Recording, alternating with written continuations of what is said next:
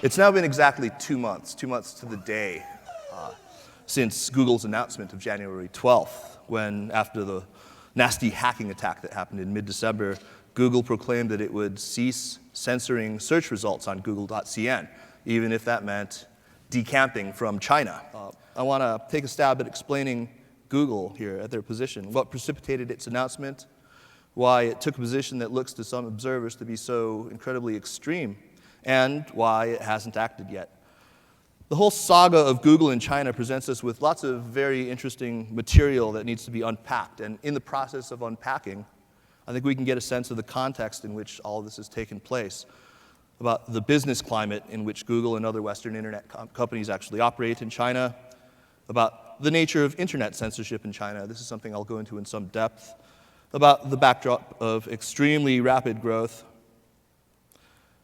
in China's internet population, and finally, the development, and this is very important, of a distinct internet culture in China and its relation to the state, specifically the emergence of the internet as the de facto public sphere in Chinese life. Google's decision to enter China with a censored product, as you probably all know, brought a lot of grief to the company and caused a lot of controversy. The rights organization Reporters Without Borders said some very mean things. They said that the launch of google.cn is a black day for freedom of expression in China. Google explained itself, saying that, well, filtering our search results clearly does compromise our mission, but added that filtering our search results, while it does, they said that failing to offer Google search results to a fifth of the world's population does so more severely.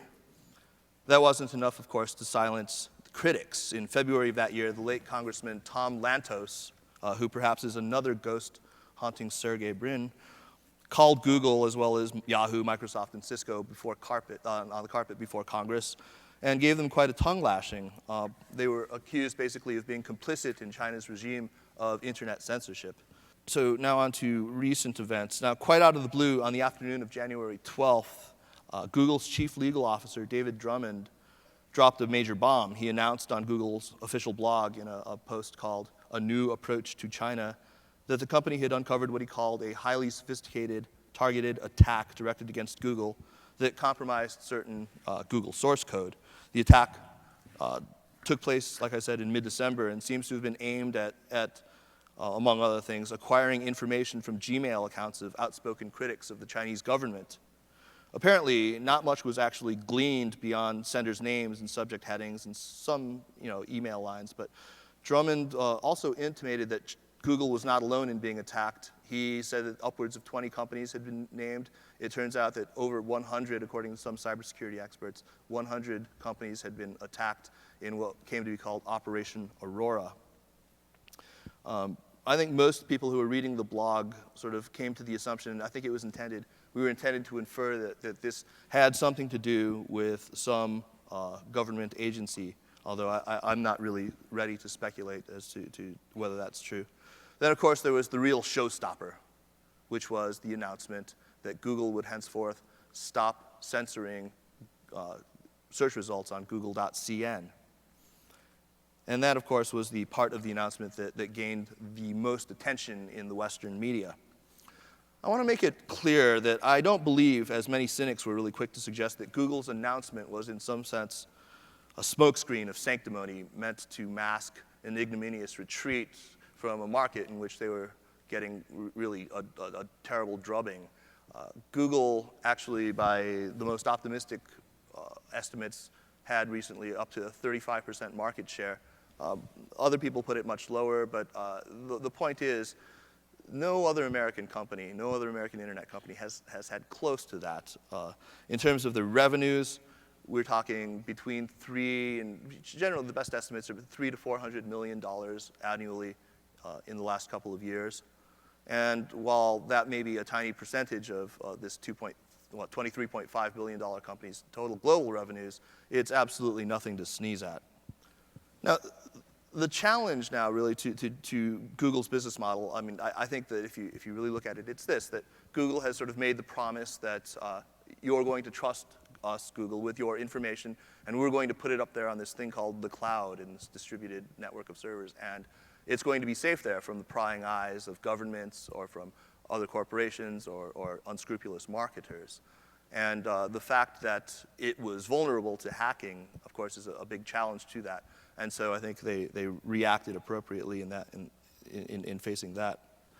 The other kind of censorship, which I believe to be far more pernicious, far more effective, it actually affects far more people within China and is far more difficult for any well-intentioned rights organization to do a damn thing about.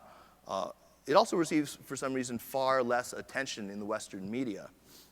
This type of censorship is carried out by internet companies themselves on orders from any of a number of government agencies in China.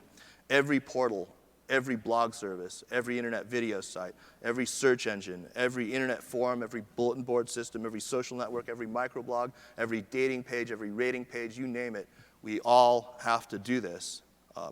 We all enforce what's euphemistically called self-discipline. The orders to do self-discipline could come from, like I said, any number of government ministries or law enforcement agencies, but how you, as an operating company in China, follow through on those orders is your business, as long as you get it done. 5 years ago in China, the vast majority of internet sites that were censored were what you'd call sort of traditional media sites. I mean, aside from that usual cast of characters, the Amnesty Internationals and the Free Tibets, the sites that tended to be blocked were the BBC, CNN, Time Magazine, the New York Times, traditional media, 1.0. The sites that are blocked now are almost all social media sites of one kind or another. They are blog hosting providers. They're the microblogs, especially Twitter, major social networks like Facebook, and of course YouTube. And the difference here is, of course, that these allow many-to-many communication, instant dissemination of potentially destabilizing information, and of course the ability to organize quickly.